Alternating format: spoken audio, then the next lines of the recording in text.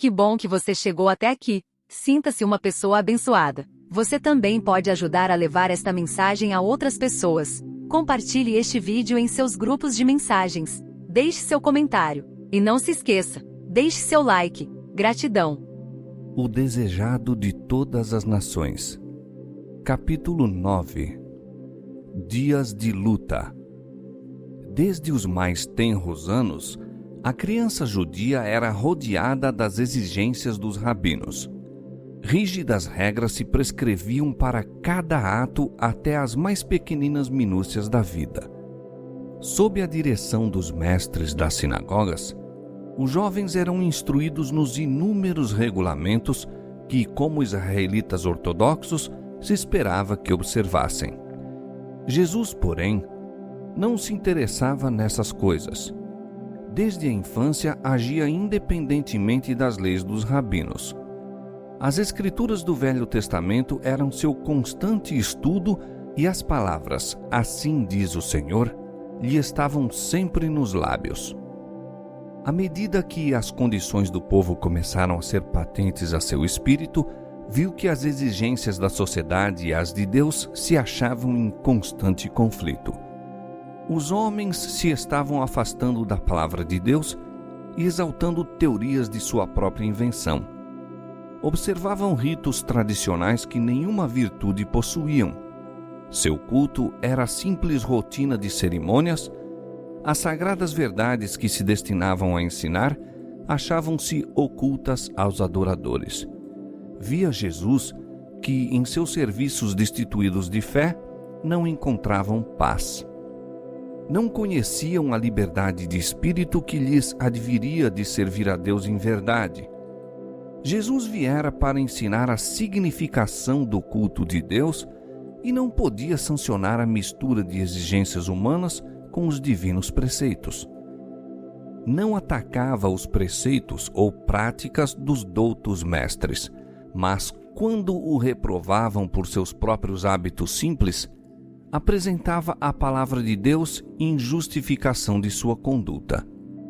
Por todos os meios brandos e submissos, procurava Jesus agradar àqueles com quem estava em contato. Por ser tão amável, nunca estorvando a ninguém, os escribas e anciãos julgavam que seria facilmente influenciado por seus ensinos. Insistiam com ele para que aceitasse as máximas e tradições que haviam sido transmitidas dos antigos rabis, mas Jesus pedia para as mesmas a autorização da Santa Escritura. Estava pronto a ouvir toda a palavra que sai da boca de Deus. Não podia, entretanto, obedecer às invenções dos homens. Parecia conhecer as Escrituras de princípio a fim e apresentava-as em sua verdadeira significação. Os rabis envergonhavam-se de ser ensinados por uma criança. Pretendiam ser seu ofício explicar as Escrituras e a ele competia aceitar-lhes as interpretações. Indignavam-se de que se pusesse em oposição à palavra deles.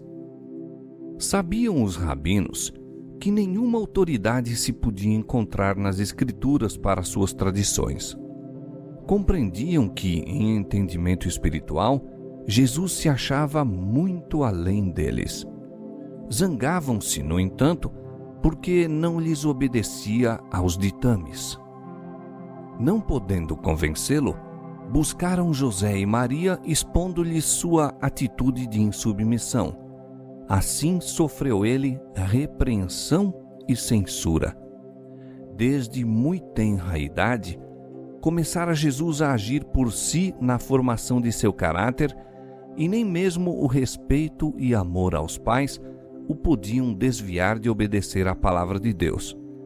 Está escrito, era sua razão para cada ato que destoasse dos costumes domésticos.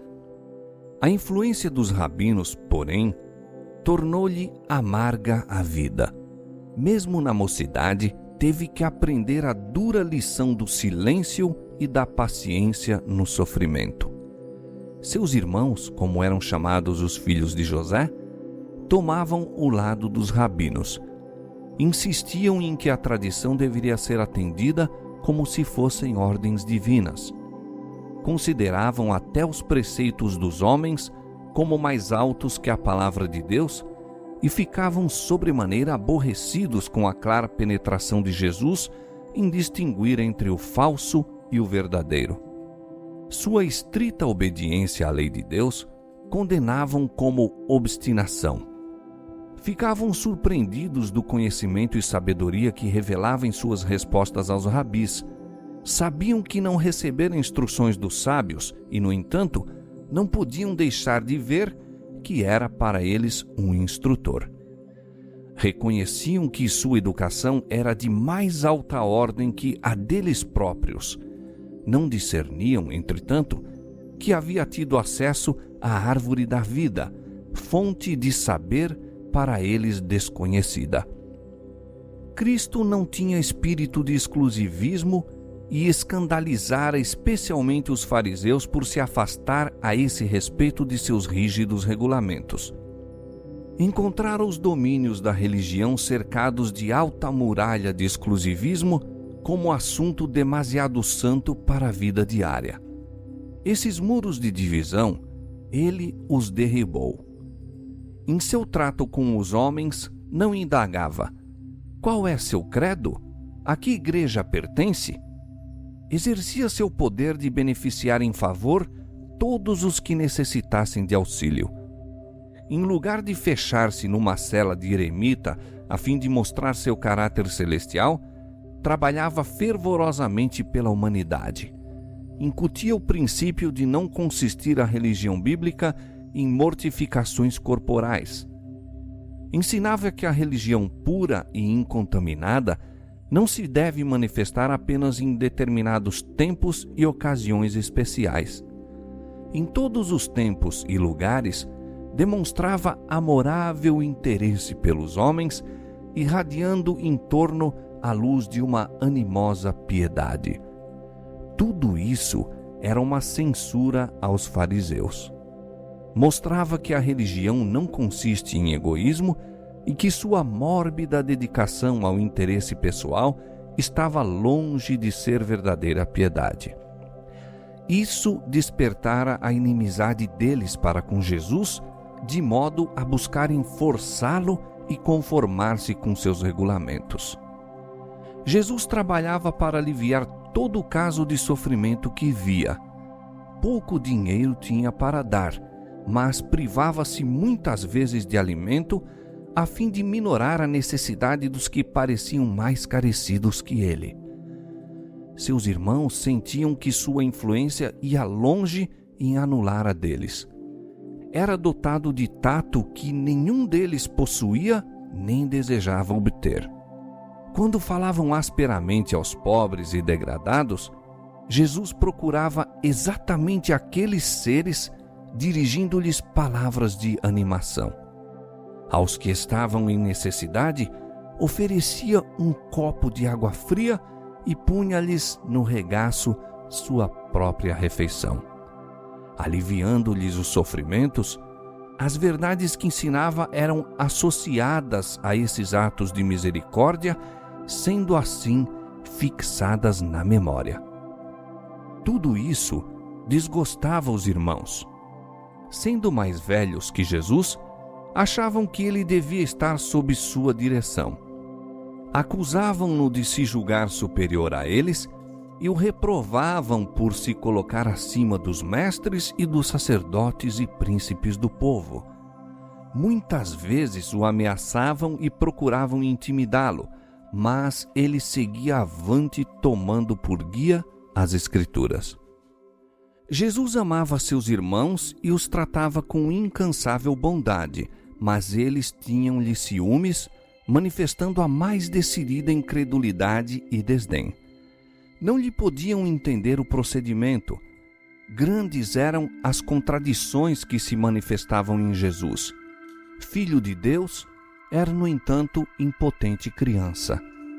Criador dos mundos, a terra era possessão sua e, todavia, cada passo de sua existência foi assinalado pela pobreza. Possuía dignidade e individualidade inteiramente isentas de orgulho terreno ou presunção. Não lutava por grandeza mundana e achava-se contente até na mais humilde posição. Isso irritava os irmãos. Não podiam explicar sua constante serenidade sob provação e privações. Não sabiam que, por amor a nós, se tornara pobre para que, pela sua pobreza, enriquecêssemos. 2 Coríntios 8, 9. Não compreendiam melhor o mistério de sua missão do que os amigos de José entendiam sua humilhação e sofrimentos. Jesus era mal compreendido dos irmãos em virtude de não se assemelhar a eles. Sua norma não era a deles. Olhando aos homens, via-os afastados de Deus sem o poder divino em sua vida. As formas de religião que observavam não lhes podiam transformar o caráter. Dizimavam a hortelã, o endro e o cominho, mas omitiam o mais importante da lei, o juízo, a misericórdia e a fé. Mateus 23, 23. O exemplo de Jesus era-lhes contínua irritação. Não aborrecia a ele senão uma coisa no mundo, e isso era o pecado. Não podia testemunhar uma ação injusta sem uma dor que lhe não era possível disfarçar. Entre os formalistas, cuja aparência de santidade ocultava o amor do pecado, e um caráter em que o zelo da glória de Deus constituía a suprema preocupação, era flagrante o contraste. Como a vida de Jesus condenasse o mal, encontrava ele oposição tanto em casa como fora. Sua abnegação e integridade eram comentadas zombeteiramente. Sua paciência e bondade classificavam-nas como covardia. Da amargura que cabe em sorte à humanidade, não houve quinhão que Jesus não provasse. Não faltou quem procurasse lançar sobre ele desprezo por causa de seu nascimento, e mesmo na infância teve de enfrentar olhares desdenhosos e ruins murmurações. Houvesse respondido com uma palavra ou olhar impaciente, houvesse cedido aos irmãos em um único ato errado que fosse, e teria fracassado em ser exemplo perfeito. Tivesse admitido haver uma desculpa para o pecado, e Satanás triunfaria, ficando o mundo perdido. Foi por isso que o tentador trabalhou para tornar-lhe a vida o mais probante possível, a fim de que fosse levado a pecar. Para cada tentação, porém, tinha uma única resposta: está escrito. Raramente censurava qualquer mau procedimento dos irmãos, mas tinha uma palavra de Deus para lhes dirigir. Era frequentemente acusado de covardia por negar-se a unir-se-lhes em algum ato proibido. Sua resposta, no entanto, era: está escrito, o temor do Senhor é a sabedoria, e o apartar-se do mal é a inteligência. Jó 28, 28. Alguns haviam que o buscavam, sentindo-se em paz em sua presença. Muitos, no entanto, o evitavam, pois se sentiam reprovados por sua vida imaculada. Os jovens companheiros insistiam em que fizesse como eles. Jesus era inteligente e animoso. Gostavam de sua companhia e aceitavam-lhe as prontas sugestões. Mas impacientavam-se com seus escrúpulos e declaravam-no estrito e rígido. Jesus respondia: está escrito, como purificará o mancebo o seu caminho? Observando-o conforme a tua palavra. Escondi a tua palavra no meu coração, para eu não pecar contra ti. Salmo 119, verso 11. Perguntavam-lhe muitas vezes: por que te aplicas a ser tão singular, tão diferente de todos nós? Está escrito, dizia ele, bem-aventurados os que trilham caminhos retos e andam na lei do Senhor. Bem-aventurados os que guardam os seus testemunhos e o buscam de todo o coração, e não praticam iniquidade, mas andam em seus caminhos. Quando interrogado acerca do motivo por que não tomava parte nos frívolos passatempos dos jovens de Nazaré, dizia: está escrito, folgo mais com o caminho dos teus testemunhos do que com todas as riquezas. Em teus preceitos meditarei e olharei para os teus caminhos. Recriar-me-ei nos teus estatutos. Não me esquecerei da tua palavra. Salmo 119, versos 14 a 16. Jesus não contendia por seus direitos. Muitas vezes, por ser voluntário e não se queixar, seu trabalho era tornado desnecessariamente penoso. No entanto, não fracassava nem ficava desanimado. Vivia acima dessas dificuldades como a luz da face de Deus. Não se vingava quando rudemente tratado, mas sofria com paciência o insulto. Repetidamente lhe era perguntado: por que te submetes a tão maligno tratamento até de teus irmãos? Está escrito, dizia: filho meu, não te esqueças da minha lei e o teu coração guarde os meus mandamentos, porque eles aumentarão os teus dias e te acrescentarão anos de vida e paz. Não te desamparem a benignidade e a fidelidade. Ata-as ao teu pescoço, escreve-as na tábua do teu coração, e acharás graça e bom entendimento aos olhos de Deus e dos homens. Provérbios capítulo 3, versos 1 a 4. Desde a ocasião em que os pais de Jesus o acharam no templo, seu modo de agir foi para eles mistério. Ele não entrava em discussão, todavia o exemplo que dava era uma lição constante. Parecia como pessoa separada. Sua felicidade encontrava-se nas horas em que estava a sós com Deus e a natureza. Sempre que lhe era concedido esse privilégio, afastava-se do cenário de seus labores e ia para o campo a meditar nos verdes vales, a entreter comunhão com Deus na encosta da montanha ou entre as árvores da floresta.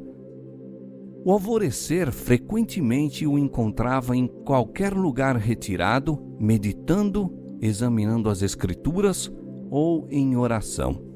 Dessas horas quietas, voltava para casa a fim de retomar seus deveres e dar exemplos de paciente labor. A vida de Cristo foi assinalada pelo respeito e o amor à sua mãe. Maria acreditava em seu coração que a santa criança dela nascida era o tão longamente prometido Messias. Não ousava, entretanto, exprimir essa fé. Foi através de sua existência terrestre uma partilhadora dos sofrimentos do Filho. Com dor testemunhava as provações que lhe sobrevinham na infância e juventude. Por justificar o que sabia ser direito em seu procedimento, via-se ela própria em posições probantes. Considerava as relações domésticas e a terna solicitude da mãe em torno dos filhos de vital importância na formação do caráter. Os filhos e filhas de José sabiam isto e, prevalecendo-se de sua ansiedade, procuravam corrigir as atitudes de Jesus segundo norma deles. Maria argumentava muitas vezes com Jesus e insistia em que se conformasse com os usos dos rabis. Ele, porém, não podia ser persuadido a mudar seus hábitos de contemplar as obras de Deus e buscar aliviar os sofrimentos dos homens ou mesmo dos mudos animais. Quando os sacerdotes e mestres solicitavam o auxílio de Maria em dirigir Jesus, ficava grandemente perturbada. O coração tranquilizava-se-lhe, porém, quando ele lhe apresentava as declarações das Escrituras em apoio de seu proceder.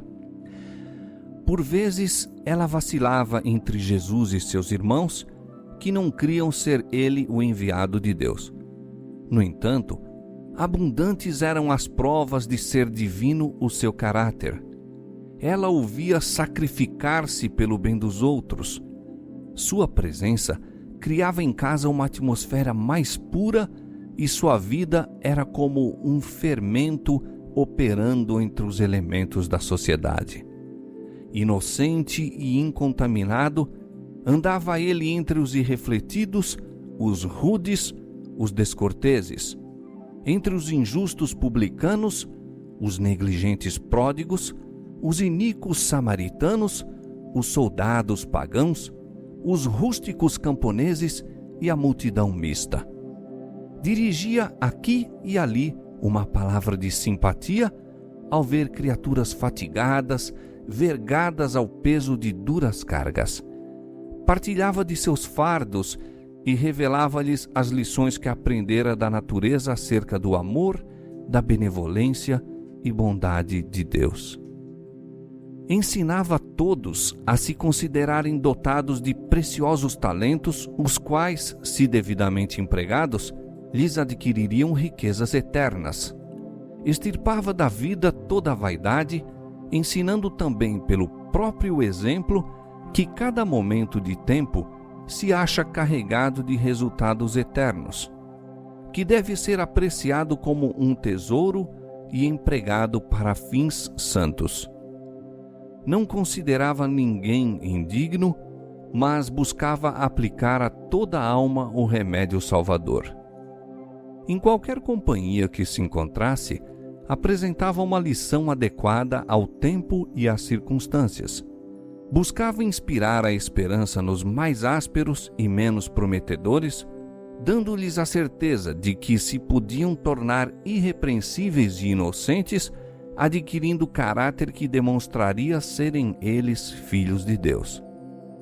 Encontrava frequentemente pessoas que haviam flutuado à mercê de Satanás e não possuíam forças para romper-lhe as malhas. A essas almas, desanimadas, enfermas, tentadas e caídas, Jesus costumava dirigir palavras da mais terna compaixão, palavras cuja necessidade era sentida e que podiam ser apreciadas. Outros deparava ele que se achavam empenhados em renhida luta contra o adversário das almas.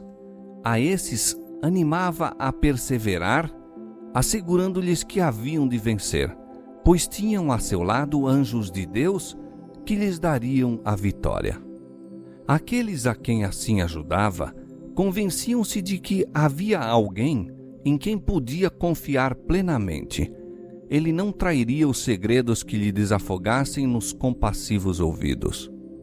Jesus era o médico do corpo da mesma maneira que o era da alma. Interessava-se em todos os aspectos de sofrimento que se lhe apresentavam e proporcionava alívio a todos, havendo em suas palavras o efeito de um bálsamo suavizador.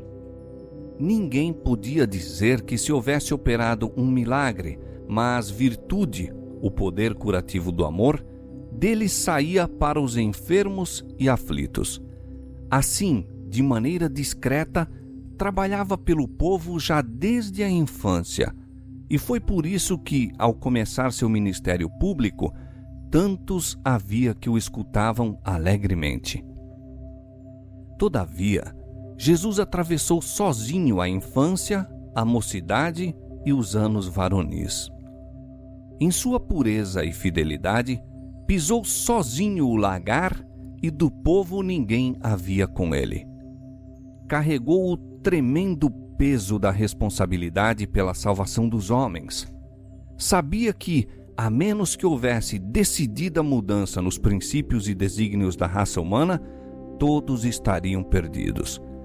Isto era o peso de sua alma e ninguém podia aliviar a carga que sobre ele repousava. Cheio de ardente propósito, realizou o objetivo de sua vida, a fim de servir de luz aos homens.